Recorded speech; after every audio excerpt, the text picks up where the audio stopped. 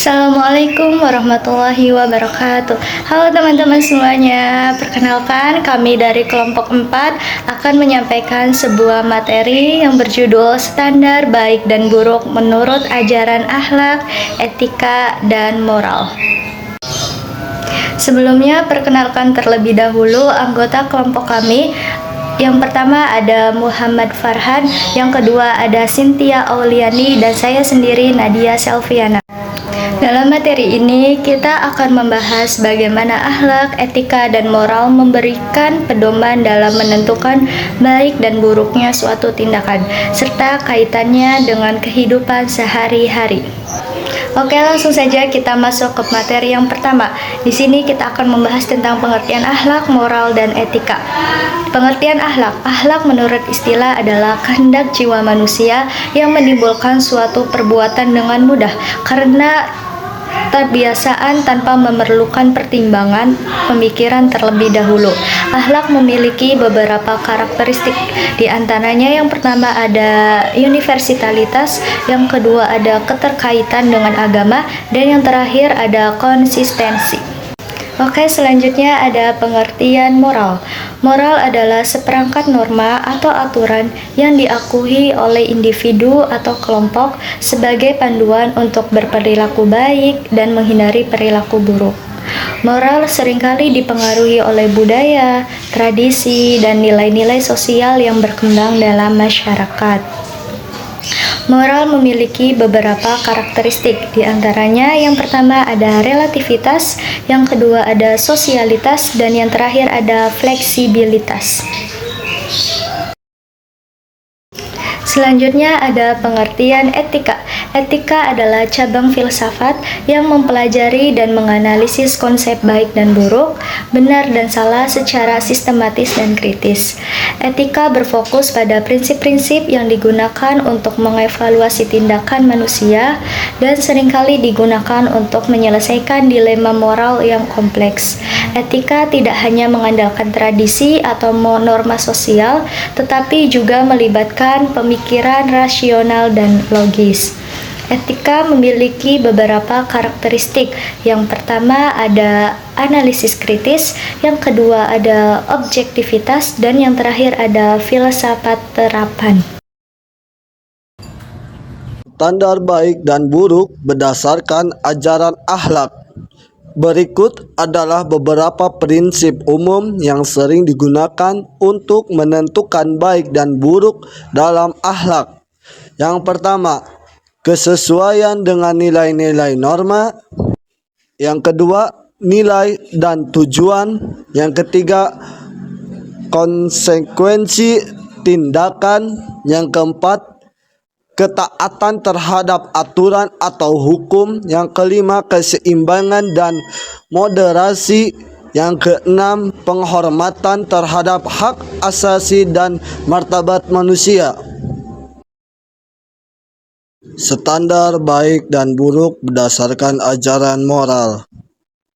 Berikut adalah beberapa prinsip umum yang sering digunakan untuk menentukan baik dan buruk dalam moral. Yang pertama, prinsip utilitarianisme atau konsekuensialisme. Yang kedua, prinsip kebajikan atau virtual ethics. Yang ketiga, prinsip hak asasi manusia. Yang keempat, prinsip emas atau golden rule. Yang kelima, prinsip deontologi atau kewajiban. Menerapkan standar baik dan buruk berdasarkan ajaran akhlak, moral, dan etika memang penuh tantangan, namun sangat penting untuk kehidupan yang bermakna dan adil. Dengan kesadaran, pendidikan, dan dukungan dari lingkungan sosial yang sehat, tantangan-tantangan ini dapat diatasi sehingga individu dapat hidup sesuai dengan nilai-nilai yang mulia dan membangun masyarakat yang lebih baik.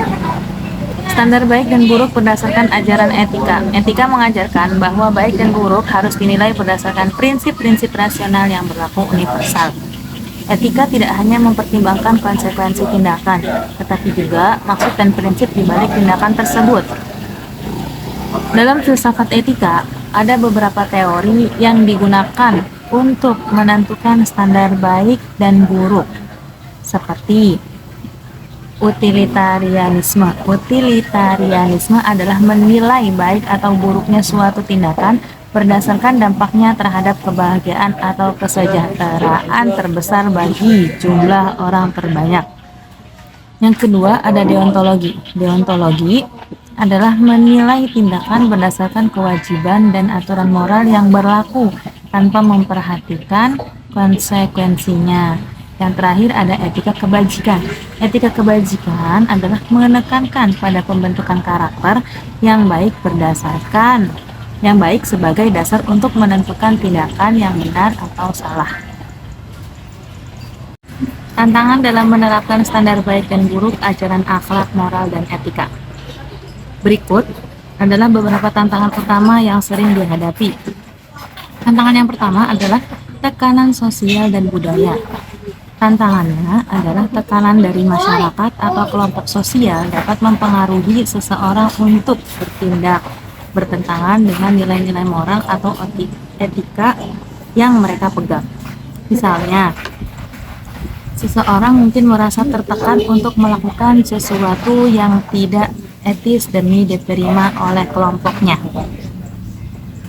Yang kedua, ada media dan teknologi. Media dan teknologi dapat memperluas akses ke berbagai pandangan dan informasi, tetapi juga dapat menyebarkan nilai-nilai yang bertentangan dengan standar moral dan etika. Contohnya, glorifikasi, kekerasan atau materialisme dalam media dapat mempengaruhi perilaku individu. Yang ketiga, kurangnya pendidikan atau kesadaran moral. Tantangannya, tidak semua orang memiliki pemahaman yang mendalam tentang nilai-nilai moral atau etika. Kurangnya pendidikan moral atau kesadaran etis bisa membuat seseorang tidak mampu mengenali atau menerapkan standar yang tepat dalam situasi tertentu. Oke, setelah kita mendengarkan pemaparan materi, sekarang saya akan menyampaikan kesimpulan. Standar baik dan buruk adalah elemen penting dalam kehidupan individu dan masyarakat yang dibentuk oleh akhlak, moral, dan etika. Akhlak berlandaskan pada ajaran agama, moral mengacu pada tradisi sosial, dan etika menawarkan analisis rasional atas tindakan. Ketiganya saling melengkapi untuk menciptakan kehidupan yang adil dan bermakna. Pemahaman seimbang atas ketiganya membantu mencapai harmoni dan kemajuan. Demikianlah presentasi yang dapat kami sampaikan tentang standar baik dan buruk menurut ajaran akhlak, etika, dan moral. Kami berharap materi ini dapat memberikan manfaat dan menambah wawasan kita semua mengenai bagaimana akhlak, etika, dan moral membentuk pedoman dalam kehidupan. Kami juga menyadari tentunya ada kekurangan dalam penyampaian kami, oleh karena itu kami sangat terbuka untuk kritik, saran maupun pertanyaan dari teman-teman sekalian. Akhir kata kami ucapkan terima kasih atas perhatian dan kerjasamanya. Wassalamualaikum warahmatullahi wabarakatuh.